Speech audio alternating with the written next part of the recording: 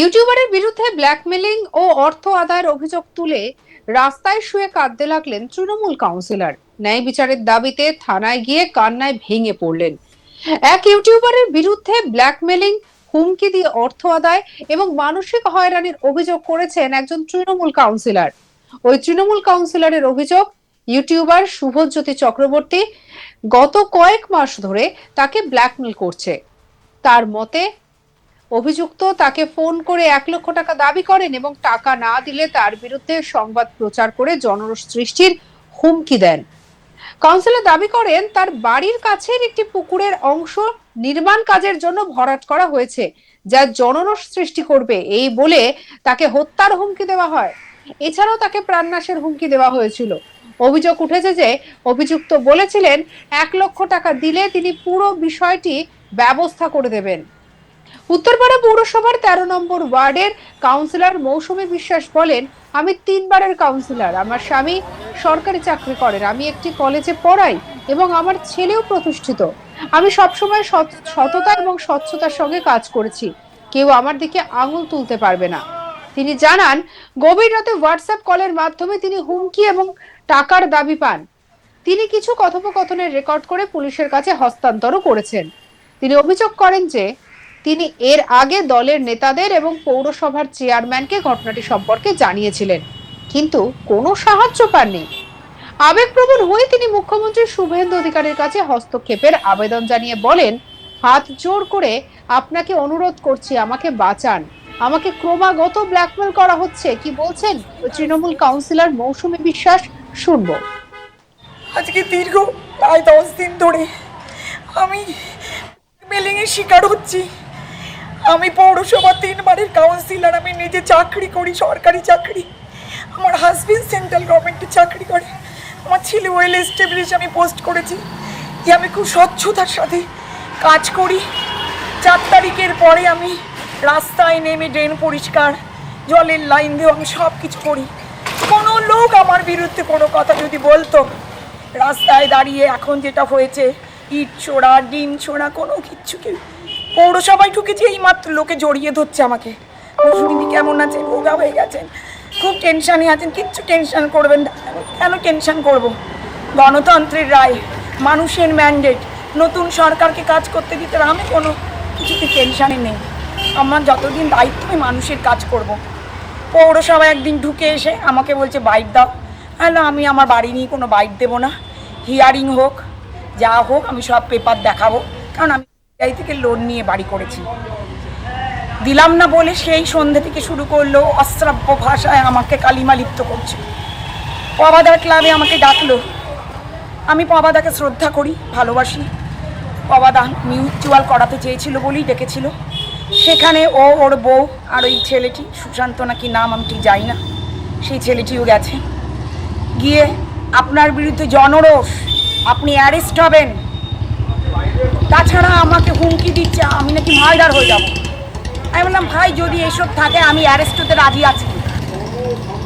এইটা অভিযোগ digital Indian golden ইন্ডিয়ার যে কর্ণধার শুভজ্যোতি চক্রবর্তী এবং তার বউ সৌমিলি চক্রবর্তী, সঙ্গে 2টি ছেলে আছে, টুটুল আর একটা ছেলে। এরা সবাই মিলে আমাকে প্রত্যেক দিন হোয়াটসঅ্যাপ কল করে।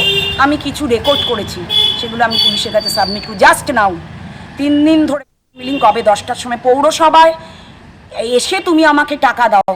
আমি বলতে চাই, পৌরসভা একটা সরকারি জায়গা, সেখানেও টাকা নেবে বলে আমাকে ডেকেছে। ওর বউকে ক্যান্টিনের পেছনে সিঁড়ি দিয়ে আমার কাছে তুলে দিয়েছে। আমি টাকার নম্বর রেখেছি, টাকার খামটা নিয়েই উধাও হয়ে গেছে। আমার থেকে প্রথমে 1 লাখ চেয়েছিল, তারপরে with the presence of my leader পবাদার সামনে বলেছে 60,000 টাকা দিতে। আমি আজকে টাকা নিয়ে এসেছি, খামে ভরে দিয়েছি টাকা। সেই টাকা ওর বউ যাচ্ছে, ও কিছুতেই উঠছে না। সেই টাকা পকেটে নিয়ে ছুট ছুট ছুট, আমি ওকে ধরতে পারছি না, হাত ধরে টানছি। লোক দেখেছে, বাজার লেনের লোক, ও মাছের বাজার দিয়ে ছুটছি টাকা নিয়ে।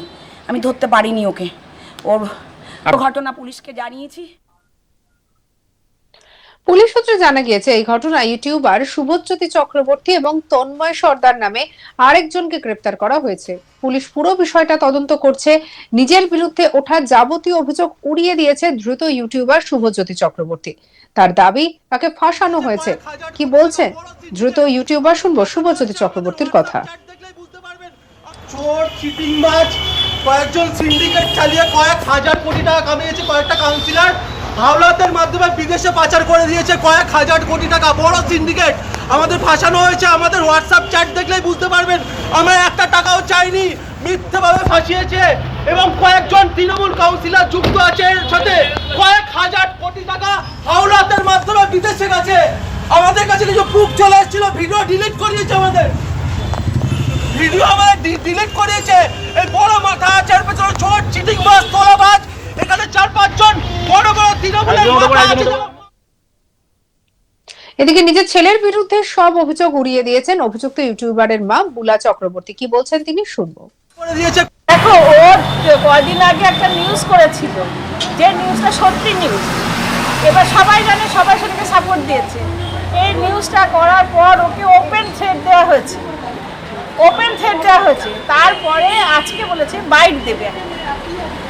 আজকে বলেছেন উনি, কাউন্সিলর বলেছেন যে একটা বাইট দেবেন বলে ডেকেছেন মিউনিসিপ্যালিটি সিসিটিভি ক্যামেরা সাক্ষী আছে, মিউনিসিপ্যালিটির চারিদিক সাক্ষী আছে, যেখান থেকে ওকে তোলা হয়েছে, অ্যারেস্ট করা হয়েছে। এবার অকারণে ওকে অ্যারেস্ট করা হয়েছে। তার বিরুদ্ধে এবার তোমরা কি বলবে বলে? একটা ছেলেকে ঈশ্বর আছেন, আমি জানি ঈশ্বর আছেন, তার বিচার যে করেছে তার ধ্বংস, তার সর্বনাশ সে করবে, সে ঠিক ব্যবস্থা করবে। আবেদন থেকে সত্যি বিচারটা হোক। একটা ছেলে, তার বাবা তাকে দেখছে, এখনো তার সমস্ত কিছু চালাচ্ছে, সে নাকি তার নামে নাকি এইসব সমস্ত এলিগেশন কি এনেছে আমি তাও জানি না, তাও বলছে না। সারাদিন এ নিয়ে বিজেপি নেতা পঙ্কজ রায় কি বলছেন, শুনবো। কাউকে কেন গ্রেফতার করতে যাবে? যদি কেউ কোনো দুর্নীতি করে থাকে বা করছে এখনো, তাকে নিশ্চয়ই প্রশাসন ধরবে আর জনগণ তার ব্যবস্থা করবে।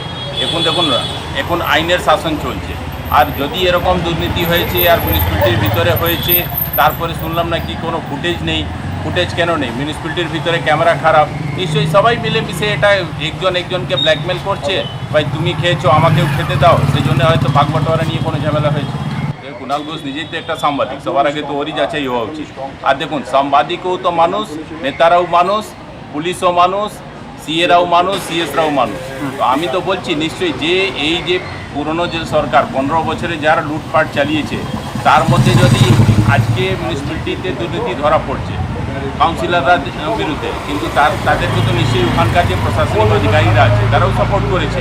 এদেরকে খাতাপত্র ঠিক করার জন্য এদের সিএরা এদেরকে সাহায্য করেছে।